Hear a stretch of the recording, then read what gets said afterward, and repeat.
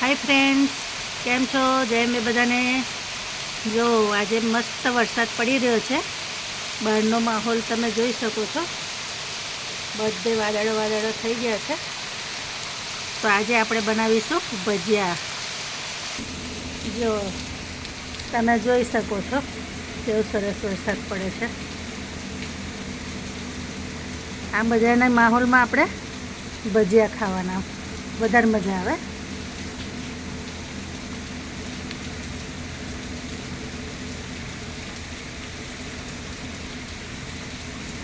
चालो तो आपणे भजिया बनावीए। तो फ्रेंड्स, तमे जोयुं के बहार मस्त ठंडू ठंडू वातावरण थई गयुं छे। तो चालो आपणे पकोड़ा बनावीए। तो एनी माटे आ रवो लीधो छे। आ वाडकीनुं माप छे ए वाडकी भरीने रवो लीधो छे। एटलो ज हूँ चनानो लोट एड करीश।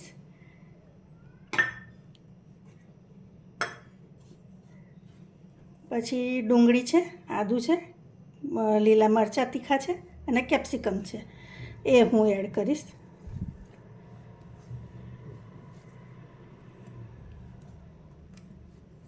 લીલા મરચાં તમારા ટેસ્ટ પ્રમાણે એડ કરજો। કેપ્સિકમ આમાં ખૂબ સરસ લાગે છે એટલે હું એક આખું કેપ્સિકમ લીધું છે। 2 ડુંગળી લીધી હતી, એમાંથી થોડીક ડુંગળી રવા દીધી છે। પછી એમાં ટેસ્ટ મુજબ મીઠું એડ કરીશું। તો આ મીઠું છે। આ ધાણા જીરું છે, 1 ચમચી એડ કરીશ। થોડી હળદર, અડધી ચમચી લીંબુનો રસ છે તે એડ કરીશ। દહીં છે,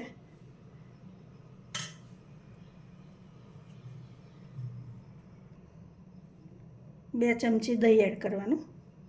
ખાટું હોય તો ઓછું લેવાનું, નહીં તો। હવે ધાણા એડ કરીશ અને હવે આપણે લોટ બાંધી લેવાનો। તો થોડુંક પાણી એડ કરી અને હું લોટ બાંધી દઈશ।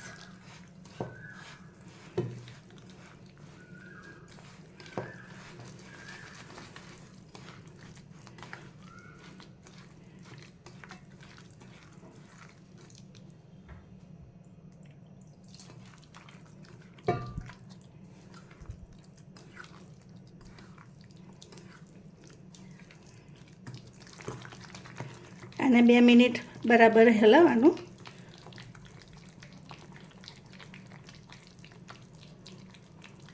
પછી હવે આપણે એને 5 મિનિટ રેસ્ટ કરવા દઈશું, એટલે જે રવો છે તે થોડોક ફૂલી જાય।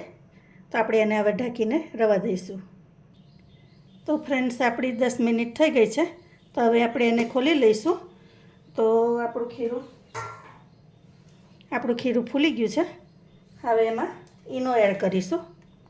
તો આ અડધી ચમચી ઈનો છે, એની ઉપર પાણી એડ કરી દેવાનું। હવે આપણે એને બરાબર મિક્સ કરી લઈશું।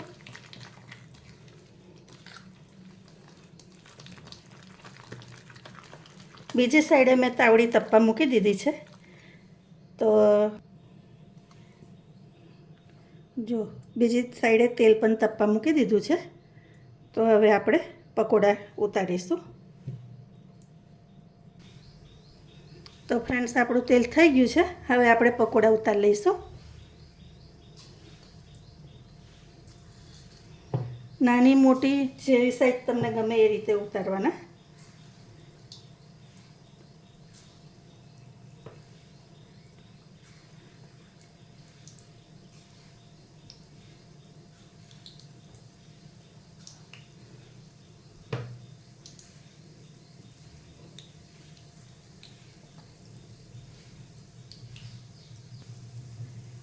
તો જો ફ્રેન્ડ્સ, બધા ઉપર આવી ગયા છે। હવે આપણે એને ફેરવી લઈશું।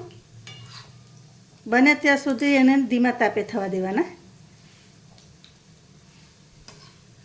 તમે એકવાર આ ટાઈપથી ભજીયા ચોક્કસથી બનાવી જોજો, ખૂબ સરસ લાગે છે, ખાવામાં પણ ટેસ્ટી લાગે છે।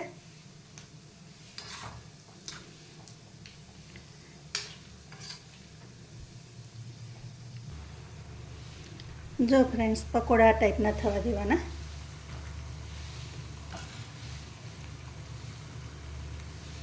હવે આને હું કાઢી લઈશ. તો જો ફ્રેન્ડ્સ તૈયાર છે ગરમા ગરમ રવાના પકોડા.